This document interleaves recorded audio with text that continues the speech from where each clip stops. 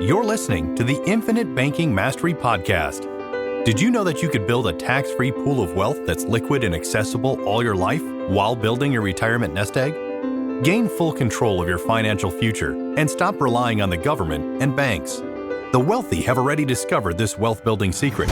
Now it's your turn to get financially secure without following the conventional wisdom that keeps you in debt to banks.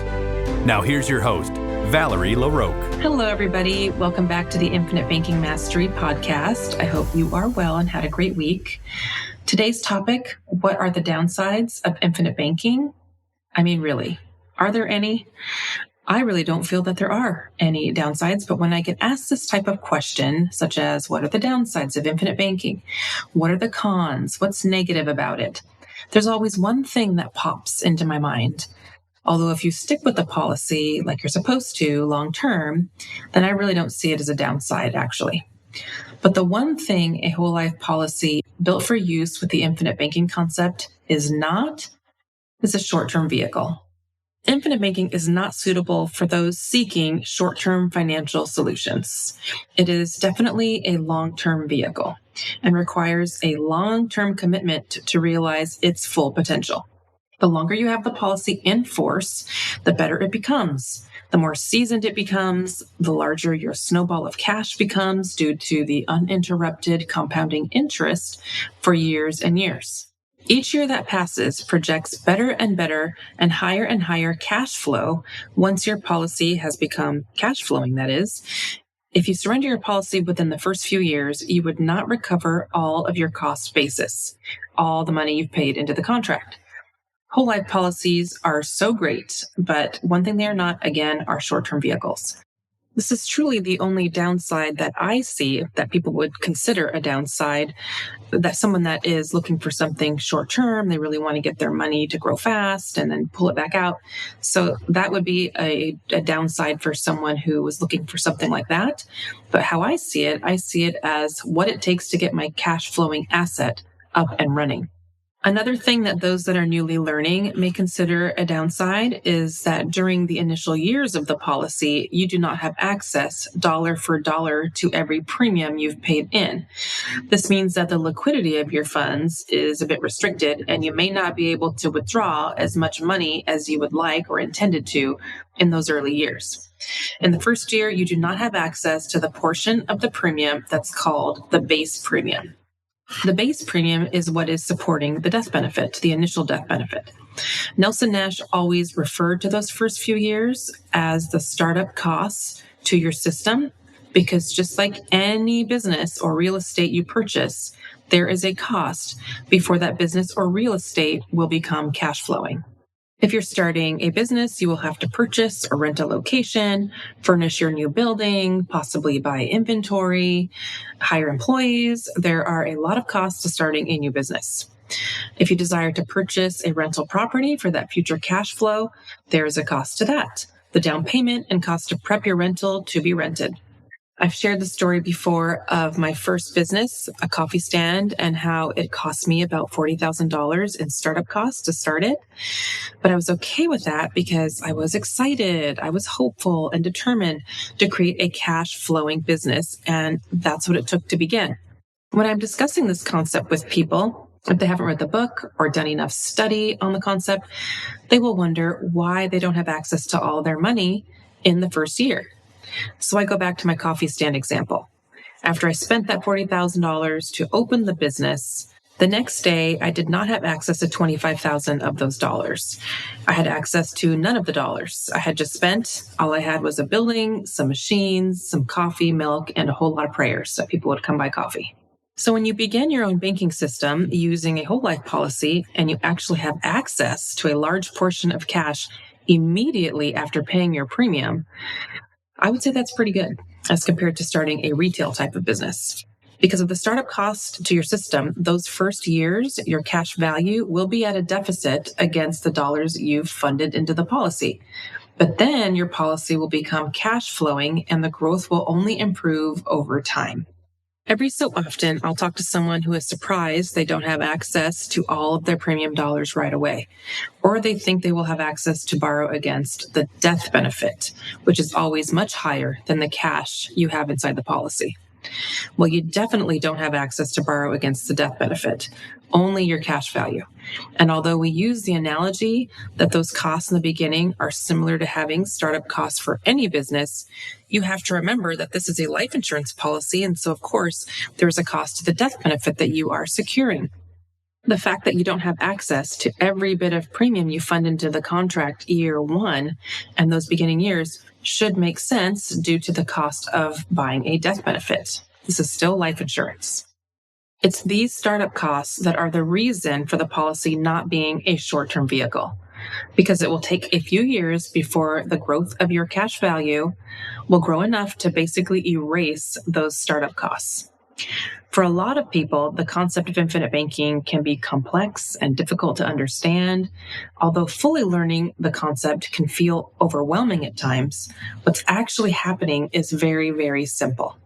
All you're doing is funding a whole life insurance policy built in such a way that fuels your cash value to grow more quickly in the beginning years while protecting it from becoming a MEC, a modified endowment contract. And you are able to borrow against this account value all your life while protecting your family with a guaranteed death benefit and while your cash continues to grow on a guaranteed basis. Because you are able to borrow against your collateral, which is your cash value account, while not touching your actual cash value. So your account is still able to grow. And if you do so correctly, you will be able to access the earnings in your account, income tax free, all of your life. It's the why would I want to do this that takes all the learning. That's why most all of us practitioners want you to read Becoming Your Own Banker First by Nelson Nash so that you have a baseline of understanding for us to teach from. Having a practitioner as your coach will help ensure that you have the proper policy structure and ongoing guidance so that you will have the most success possible with your banking system. Just about every single time I've taught someone from cold, like they didn't know any information, no studying, no reading, just about every single time they have told me this is too good to be true.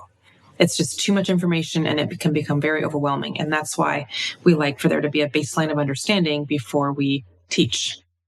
People who are learning might think there are initial high costs or that they need to be able to fund with a large monthly or annual premium. But really, the amount of the premium is almost 100% up to you. There are minimum amounts you must start with if you want a super duper low premium. However, I almost never come across any kind of required minimum premium for anybody because even the amount that they want to start with is high enough to meet that minimum death benefit. Now, if you're just comparing pure premium of a whole life policy next to a term policy, the cost of the death benefit will be higher on a whole life policy. And of course, that's because with a whole life policy, the company is guaranteeing to pay a death claim on your life until you reach age 121, as opposed to term, which is only for maybe 10 years, 20 years, 30 years. And so they're not expecting to have to pay that death claim. And so, of course, the one where they are guaranteed to pay a death claim would have a higher cost. The internal costs of the policy are not listed out like they are for universal life policies, and I sometimes get asked, why can't I see the fees? Though even though you can't see the fees in isolation of everything else, your comfort really should lie in the guarantees of the policy. Once your contract has broken even and begins to grow and grow, what then is your cost to the policy? If you paid into the policy $100,000, for example, and your cash value is $200,000, and you have access to that $200,000, what was your fee? And does it really matter what your fee was?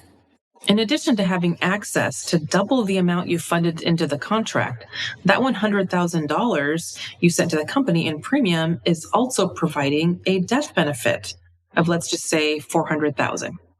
And both the death benefit and cash value are guaranteed to be there, and the cash value is guaranteed to increase as you age, all the way to age 121.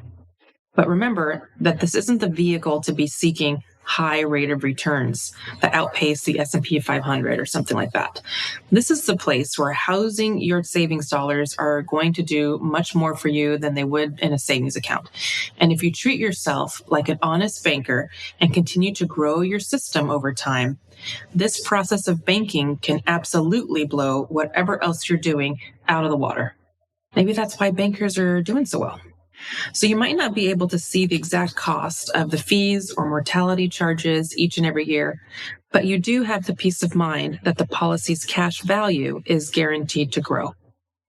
That guaranteed growth will look more impressive the younger you are, of course, but that doesn't mean a whole life policy won't meet someone's needs who's in their 60s or 70s. The great thing about funding a whole life policy first, before looking into investments that you're interested in, is that you can run your money through your banking system first and keep from missing out on the opportunity cost of those dollars, because they can do double duty. You can run them through your policy and still move forward with whatever other investment you are interested in. Of course, remember, if it's year one, you won't have access dollar for dollar to all the premiums paid in. But in general, you don't have to choose between doing this or doing that. You can do this and that.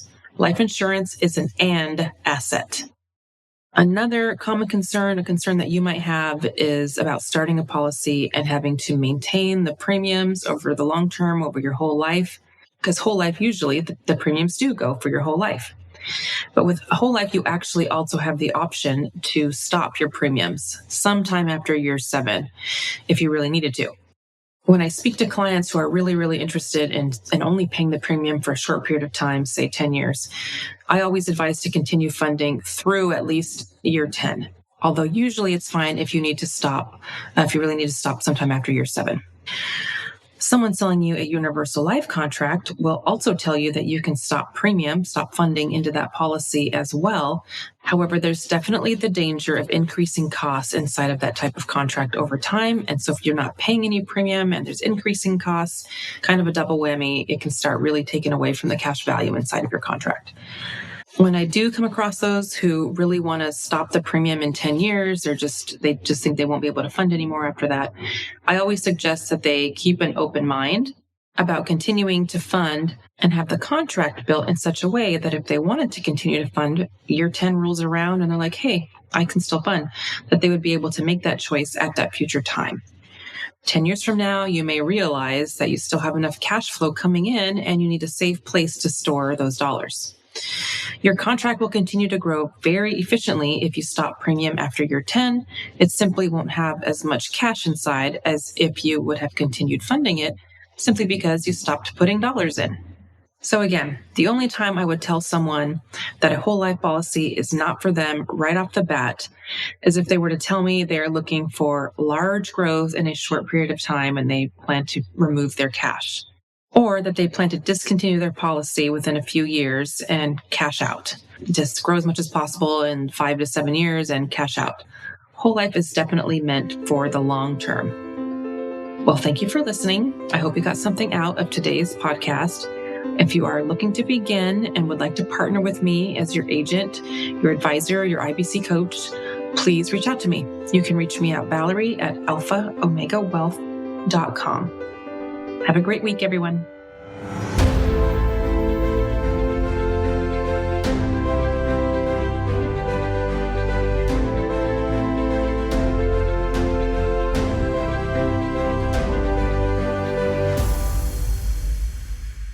This is thepodcastfactory.com.